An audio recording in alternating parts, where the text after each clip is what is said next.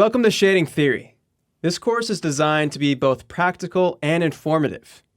We'll start off by observing the ways in which light affects objects in the real world, and then I'll show you how to take this theoretical knowledge and use it to improve your speed, quality, and confidence as a 3D artist.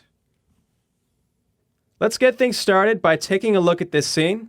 Here we have ShaderBot, and he's going to be our test piece of geometry as we apply shaders and we test out various look dev things.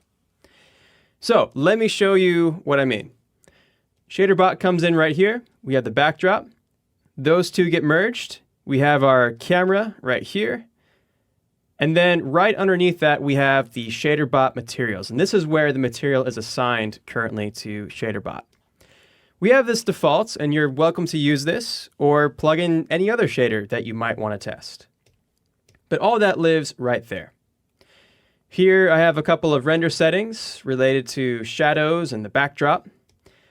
And here's the fun part. Backdrop materials, we have 3 different options. I have this dark backdrop, which is really cool. We have this 50% gray backdrop right here. And then we have a 70% gray backdrop. That way, as you're testing materials, you can get an idea of how things feel against different illuminated backdrops. And sometimes that matters. Here we have HDRs, and there's about 15 different options to choose from. And so let's say we want to see what ShaderBot looks like in the middle of a snowstorm. We can do that by going to this HDRI Snowy. And look at that, we have a completely different setup going. So you have all sorts of different options there. We also have the HDR controls here for the exposure, the rotation, if you want to have a diffuse or a spec multiplier. All those settings are right there, and they reference to HDRs that you select in here. Below that, we also have this key light section. So with this, we can select different key lights. I position them differently. So this says key 45 left, which means 45 degrees to the left. You'll find a light that's currently illuminating ShaderBot. If we want to change that, we can say, oh, I don't know, key 45 right and top. And now we have a different lighting setup like that. Of course, we also have controls for those lights right here. So we have the color of the lights.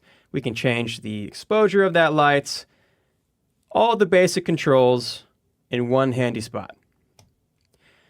Next up, we also have this rim light section, and we have 4 different options. Right now, we don't have any rim light, but we could choose something, say the rim light center. And now we have this center rim light. We can have one angled a little bit more to the right here. And then another one that's a little bit towards the left-hand side of ShaderBot.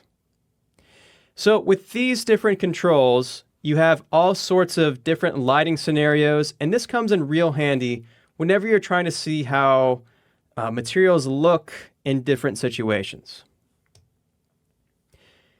So anyway, throughout the course, you'll see me using this scene file, and this is the main way that I test out the shaders. Without further ado, let's begin by talking about diffuse and specular reflection. You might think you know how this works, but chances are you don't.